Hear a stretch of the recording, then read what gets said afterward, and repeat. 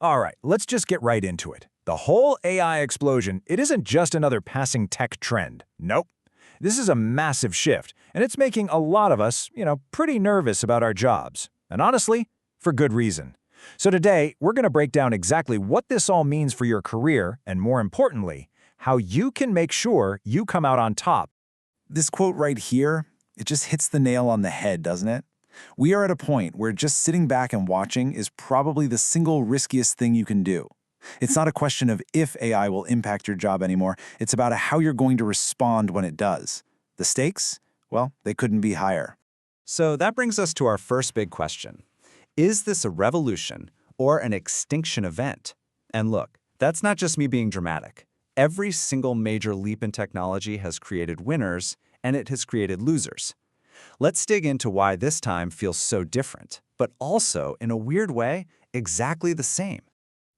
History has a pretty flawless track record on this. Whether it was the printing press or the internet, every single disruptive technology was met with a wall of resistance. But here's the thing, history doesn't really care who was mad about it. It only remembers who adapted and survived. You just can't stop a technological wave. So the only real question is, are you going to transform with it, or are you going to get left behind?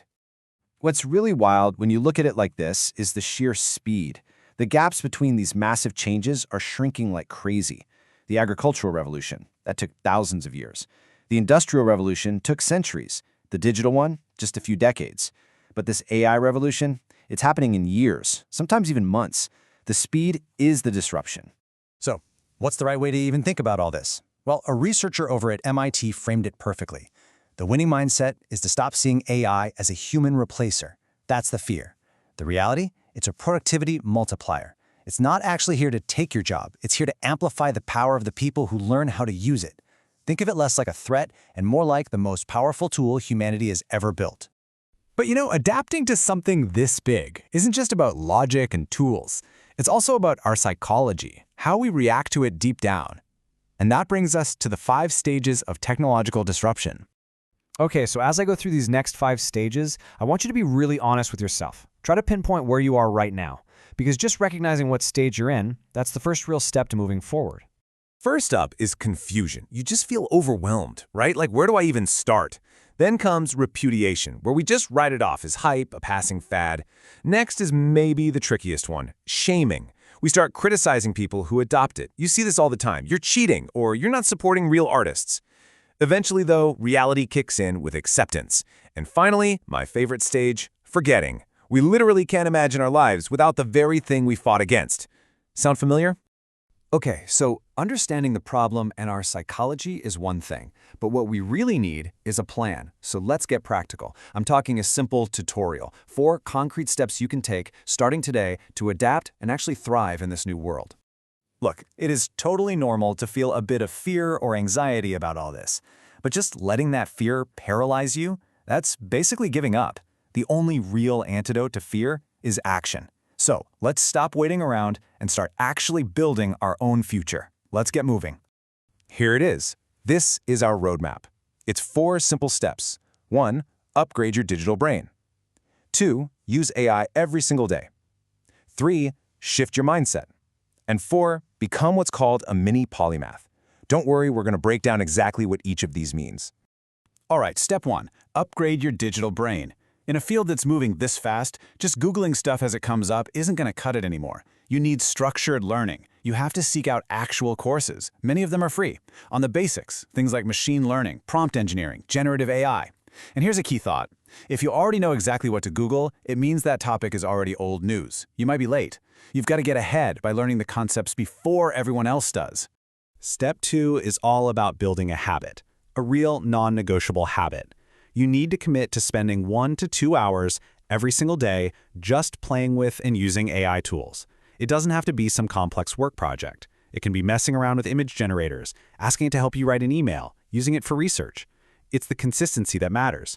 That daily practice builds an intuition, a sixth sense for how this stuff works that you just can't get from reading an article. Now, step 3 is a huge mental shift.